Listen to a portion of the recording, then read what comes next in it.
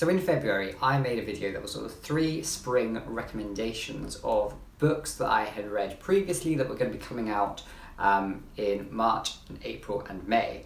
So I had one book for each month that I thought I had enjoyed and some of you might also enjoy. Ones to, keep your eye out and to have on your radar for the coming season. I wanted to do something similar for kind of all of the seasons and talk about books that I've read and could recommend for each month, just as a little sort of tip or buying guide for one book a month that you might enjoy, particularly ones that you might not otherwise have heard of before, or you might have sort of missed your radar. However, I haven't been able to do it for this season.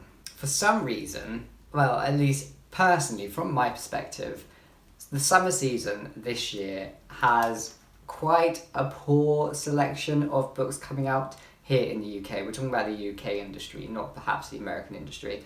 I just feel a little bit disappointed by the sort of books that are coming out in the coming months. When I am sort of looking ahead at books that are coming out, I kind of look in various different places. I'll either look in the bookseller in the magazine. They sort of highlight lots of titles that are coming out in the coming few months.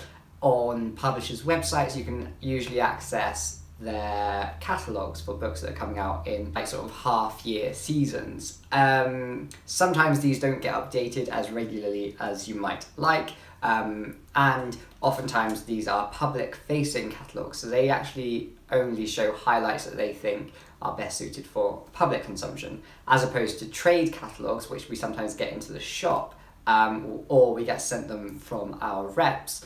They have a lot more titles, so oftentimes I will look between the two to kind of get a glimpse of the titles that the publishers are most excited about and that they think the public will be most excited about, and then the titles that they're kind of a more fuller catalogue, I guess, which they're showing to the traders to kind of choose which books might be suitable for specific shops or areas, etc.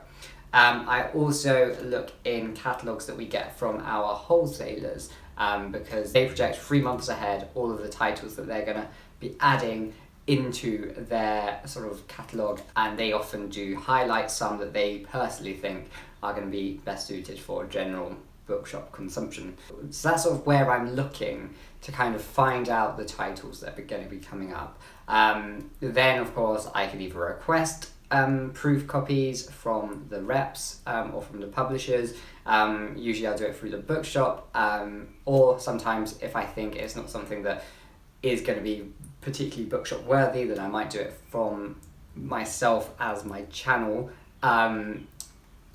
or the reps will bring us proofs, and sometimes I will see new titles in there that I might not have been expecting, etc. So I pick those up. And it does work quite well, but honestly, I have been looking and scouring through all the different sort of places, and really I just feel very underwhelmed. I just don't know what's happening.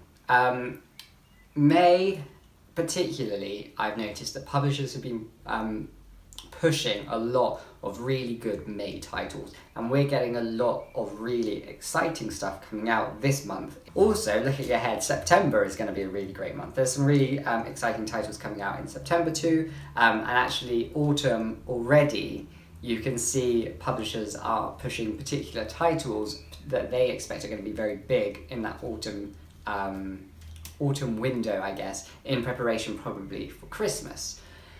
So then what's happened to summer? I mean, of course, this is personal. I'm sure there's going to be lots of titles that other people are really excited about, but from my perspective, there just isn't a whole lot. And even sitting on some of the buying meetings with our reps, I just haven't felt there are particular titles that stand out, even for our shops, that are going to be sort of very exciting for lots of different kinds of people. There are, however, two particular titles that I'm particularly looking forward to.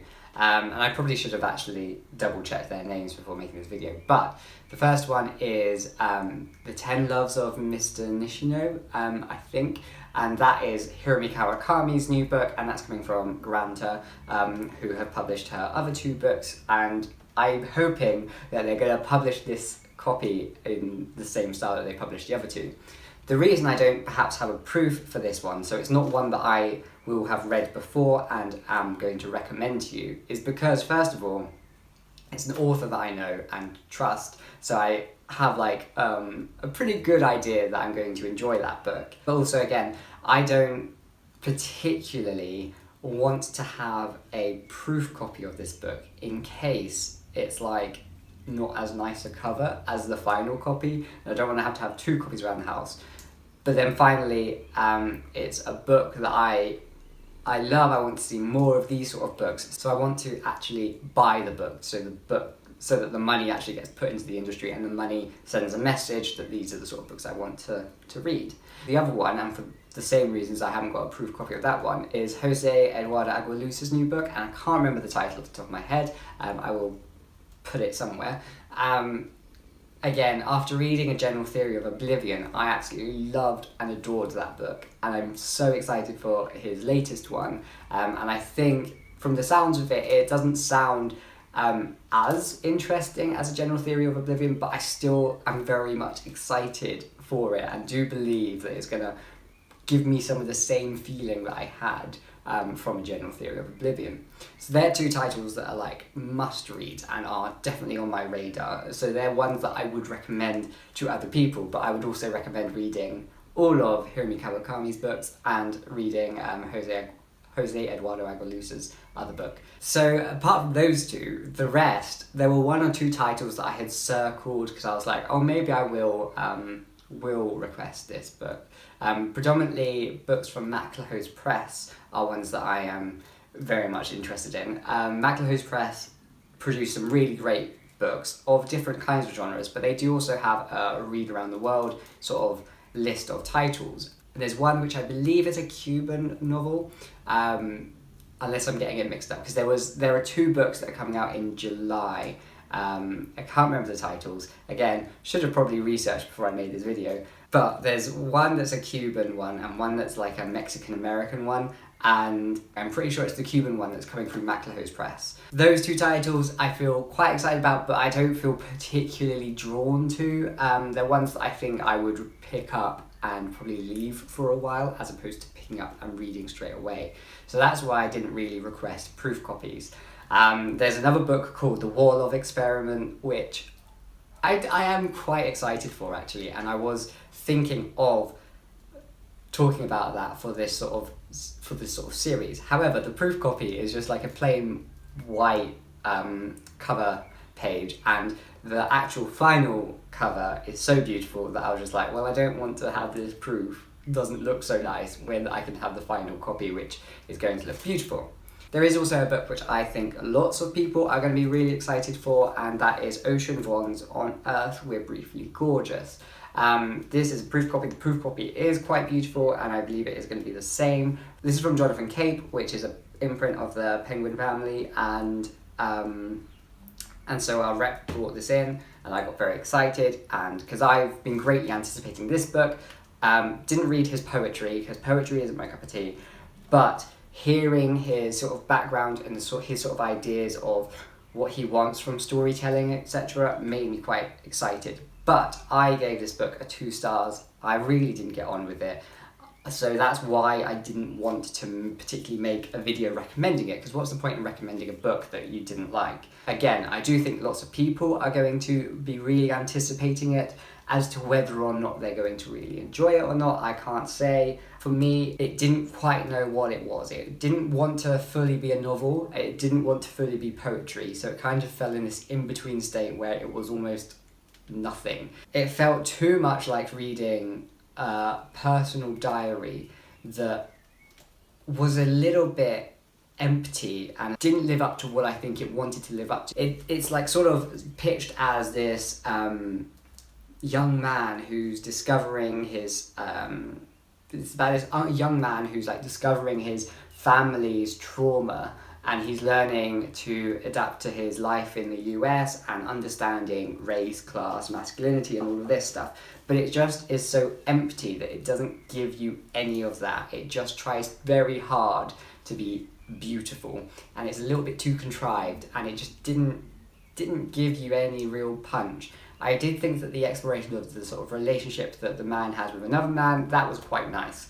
But the whole story about his sort of mum's and his grandma's heritage and their lived trauma, which is being sort of like passed down through generations, I found it just really weak. And then basically 2/3 into the book, it then just turned into straight poetry.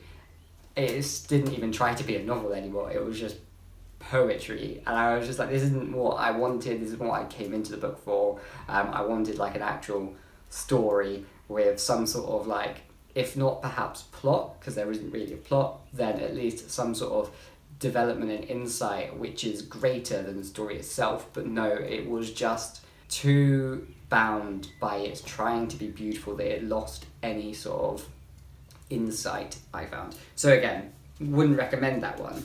So then there are 2 proof copies that I have here of books that are coming out, and books that were appealing enough for me to pick up, but not quite appealing enough to read and then feel, that I really wanted to recommend them. The first one is Dance from the Dance by Andrew Holleran. Now this one is actually a new edition of a book from the 70s. It's a post-Stonewall gay cult classic, and I mostly picked it up because the cover just makes me laugh, and I quite like the cover. So it's about a sort of straight acting, well-to-do man who then decides, to fully embrace his gay identity and live the sort of, possibly the sort of gay life that perhaps is too much of a stereotype in today's terms. But, back then it was highlighting the gay life in a way that had once probably been very much silenced. So yeah, I want to read this, but I didn't particularly feel that I wanted to recommend it, mostly just because it's a new edition of a book that's already been out, and that a lot of people might have already read it. And also all 3 books that I have here, all 3 proof copies, are from June. So whilst June seems like an okay-ish month for books coming out, what about July and August? So bringing on to the next one is Mac and His Problem by Enrique Vila-Matas. Now, this book, the reason I don't want to particularly read this, because I'm very much in 2 minds. This book could either be really great or it could be absolutely terrible. It's about a man who's retired and he wants to write a diary of him walking through Barcelona, I believe, and he definitely isn't writing a novel. He's writing a diary. But then as he walks the street, he realises that people are living lives that are very much novels, or very much like story-based lives. And this becomes then entwined with his immeasurable knowledge of literature. So then all of these human stories of people's lives become intertwined with novels throughout time. I'm very apprehensive about books that talk about other books, because I feel like oftentimes books are very easily weaponized in a way to create a sort of cultural impression of who the writer is and who the writer deems as worthy of acknowledging as good literature. Basically, I just think books that talk about other books, or books based around other books, tend to be for a very particular type of audience, and are then limited as to what they're able to produce. Sometimes they can work really well when they speak to a really broad, really diverse mix of books, but oftentimes, particularly when written by men, you get very limited world views of the same recycled concepts of canon and etc.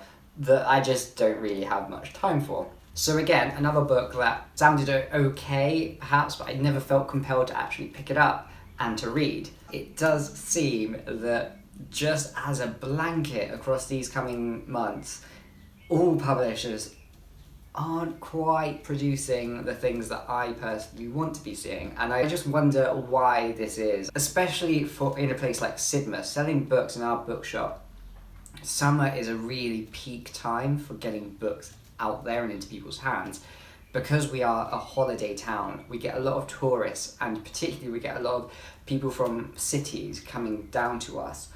So then when they come into the bookshop, they're going to kind of hope for, or at least, expect our bookshop to be able to provide books that they might see in the city. So that means they're going to be looking for more diverse books, they're going to be looking for more quirky books. There's an opportunity for us in Sidmouth to be able to provide books that we don't usually have for the rest of the year, when it's just a typical Sidmouth demographic that are buying books. So something that I quite liked about starting this series of 3 recommendations is that it's an opportunity also for me to actually be reading more books that are new to be coming out, rather than relying on just backlisted books or hardback to paperback, missing the sort of hype, waiting for hype to die down, etc. But for this season, I don't get to do that. Well, I mean, I guess I could get to do it, but I just don't want to do it because I just don't feel inspired in the slightest. And what's the point in forcing myself to read books that I just feel meh about, just to have something to talk on my channel, when I could go back to reading all the books that I have waiting for me to be read, which are really exciting and which do really appeal to me and are probably going to be more enjoyable for me to read. So yeah, I'm just quite disappointed in this season. Let me know if there's any titles that you're particularly excited for. Do tell me if there's any titles that you think that I might really enjoy that I might have missed. And because I do want to have some exciting new books to anticipate this summer, rather than just the 2 that I am. But yeah, we shall see.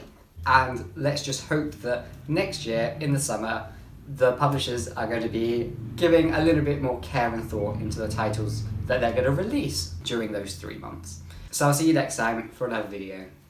Bye bye.